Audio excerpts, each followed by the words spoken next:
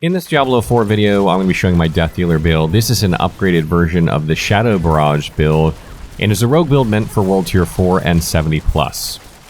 So if you're familiar with that build, the differences between this build are that we've replaced Poison Imbuement here with Poison Trap, and there's a few reasons for that. First, it saves a bunch of ability points. When you run multiple Imbuments, you consume a lot more ability points trying to make them viable. And also because Poison Trap has a chance to refresh Shadow Imbuement with the upgrade we have, which is fantastic, and it knocks enemies down. And we have a bit more of a focus in this build on traps than we did in the previous build. And that's also because we've replaced Rain of Arrows with Death Trap here, and I think it fits better in this build than Rain of Arrows. And you can still use Rain of Arrows if you want, but the reason that I like this here versus maybe something like a Rapid Fire build is that Barrage really shines when you're closer to enemies and you can hit them with multiple arrows versus being further away. Now you can still use Barrage from a distance. It works very, very well, particularly because we have a lot of status effects in this build, and it'll spread them all over the screen. But when you're really up close to a group of enemies, and this really, really shines, and when you use Death Trap, pulls enemies together, kind of like, you know, isolates them, groups them up for you, deals damage to them. And if you drop like Poison Trap and Death Trap, then you're going to knock them down into your poison, and then you can just unload with your Barrage into them. Additionally, because we have the passive Trap Mastery, whenever you use Poison Trap or Death Trap, whenever these activate, you gain 12% increased critical strike chances against vulnerable or crowd control enemies for 4 seconds. This is huge because you have 100% uptime on vulnerable with this build, so every enemy you're fighting is always vulnerable like 99% of the time. And you have a lot of crowd control in the build, so you're getting that 12% critical strike chance pretty much whenever you attack after you've activated these traps. So a big part of using Barrage is managing your energy, because Barrage is an ability that you can channel and essentially just hold down the button and arrows will just continue to fly out, draining your energy as fast as you can basically fire arrows away. So a big part of playing Barrage is managing your energy, and we do that a few ways. First is by using the Ravenous aspect. This makes it so that whenever you kill a vulnerable enemy, you get up to 70% increased energy regeneration for 4 seconds. Again, every enemy we fight is vulnerable in this build because we're using the exploit aspect, which makes it so that when you damage an enemy, they're vulnerable for 3 seconds. But also every 4th cast of Barrage will set vulnerable on everything it hits. And usually because you're attacking so quickly, by the time the 3 seconds have worn off of your original vulnerable, if anything is still alive, you'll reapply vulnerable with Barrage, and then, like, let's say you're fighting a boss, then you'll keep reapplying vulnerable every 4 uses of Barrage. Another way here is by using the aspect of the Umbral. This gives you up to 4 of your primary resource back when you crowd control enemies. We have a lot of ways of crowd controlling in this build, and this is going to help keep your energy topped up. And I'll get into what those are here in just a minute. Another way is by taking the Consuming Shadows passive, which makes it so that each time you kill an enemy with shadow damage, you generate 30 energy. This works really well with Shadow Imbuement, so you're going to use this kind of like, if you start a trash pull of enemies and you're like firing into them with Barrage, once you get about below 50% energy, that's when you want to pop Shadow Imbuement. If you don't, you know, you can always buff yourself at the beginning, like if you're running in between trash pulls, so that you lead with Shadow Imbuement. But if you don't, for some reason, about halfway through your energy is when you're going to want to pop Shadow Imbuement so that you can finish off enemies and also replenish your energy so you can keep your Barrage up.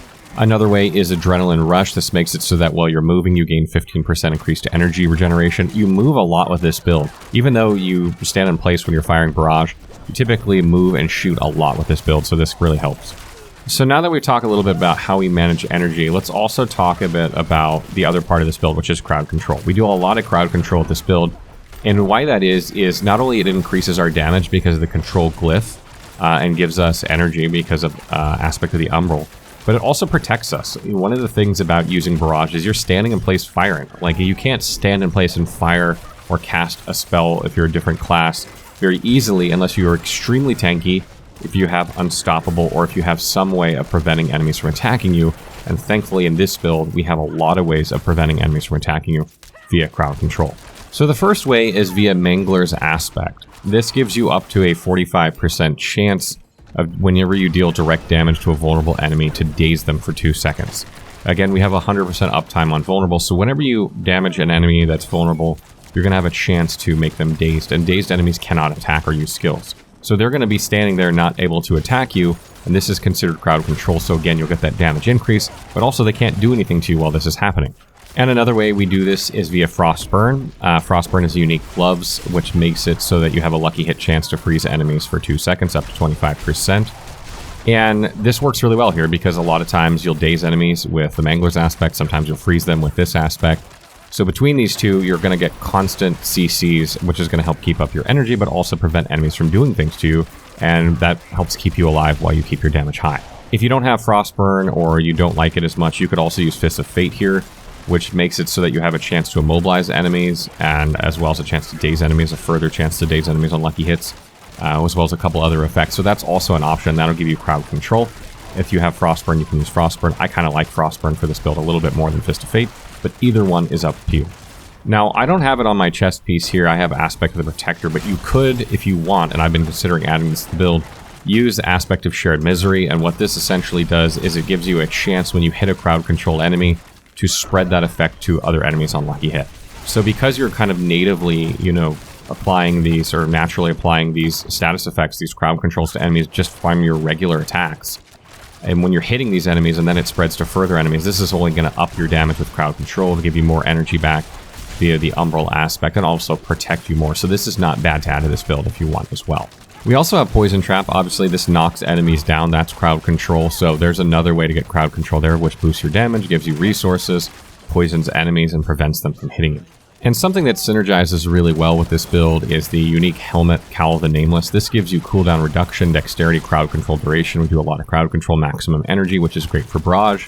But more importantly, it gives you increased lucky hit chance against crowd control enemies.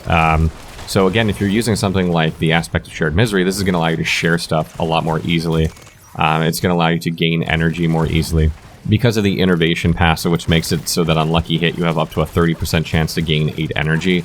So this is just really, really good for this build and spreading around crowd control, spreading around more dazes, particularly if you have the Aspect of Shared Misery.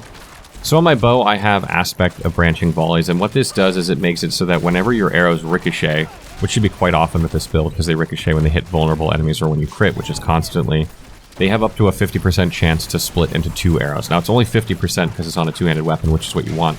But then that's going to give you more damage, it's going to spread status effects around more easily, it's going to hit more enemies on the screen, making more enemies vulnerable, and just works really, really well for this build. Now ideally you'd want a crossbow here for more vulnerable damage because crossbows come with vulnerable damage on them and then you can roll vulnerable damage on them. I have not found a great crossbow, so my bow here has vulnerable damage on it, it's got dexterity, those are both good. It's got damage to crowd control and it's also got damage to frozen enemies, which works nicely because we're using Frostburn here, but Frozen might not be that great if you're using something like Fist of Fate. So again, for your melee weapons, you're going to want swords, and that's because they both give critical strike damage natively. Critical strike damage is a huge part of this build, and it's definitely one of the better things you can have.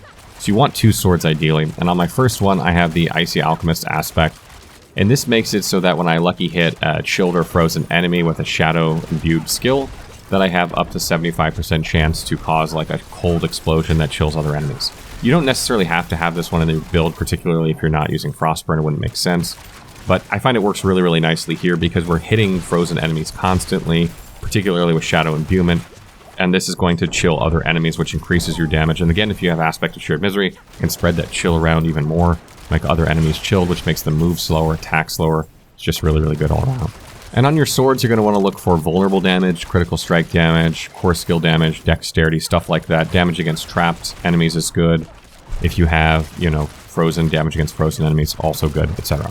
A very good alternative to this one, if you don't want to use this where you're not using Frostburn, is the Vengeful aspect. This makes it so that you have up to a 50% chance when you make an enemy vulnerable to grant yourself 3% critical strike chance, stacking up to 3 times, or 9% critical strike chance. This is almost guaranteed 9% critical strike chance for you, because you set everything vulnerable constantly. So you're going to have an extra basically 9% critical strike chance whenever you're in combat, and that helps with damage tremendously. So this is not a bad option either. So then for my other sword, I have Accelerating Aspect, and this makes it so that when you hit with a critical strike with your core skill, or Barrage in this case, your attack speed is increased by up to 25%. This is really nice because you just cannot fire fast enough with Barrage. You want to just unload arrows into enemies as fast as you can, and this speeds up that process, upping your damage, and preventing them from killing you because you're killing them faster than they can kill you.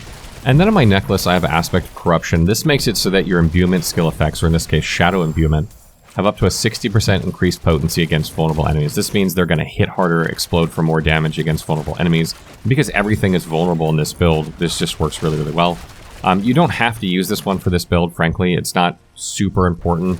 It does boost your damage with Shadow Imbuement, and one of the things about Shadow Imbuement is if you're not killing things with Shadow Imbuement, then it becomes useless.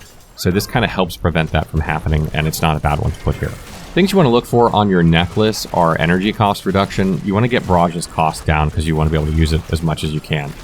You want to look for cooldown reduction so that you can use your imbuement skills more often, your trap skills more often, concealment more often, etc.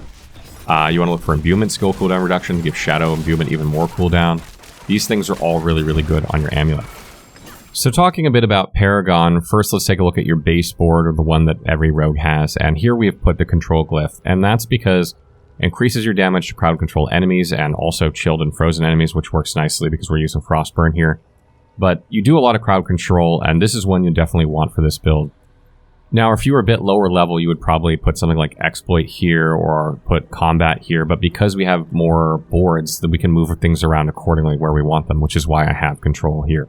So for my second board, I've gone with Exploit Weakness, and that's really because there's a lot of good rare nodes on this board that increase your vulnerable damage. You get extra damage against elites, and vulnerable damage is huge. It multiplies separately than a lot of other modifiers. It has its own bucket, if you will, the way it multiplies. So it's very, very good and very, very strong in this build. And because we use vulnerable on everything, you get a lot of value out of it.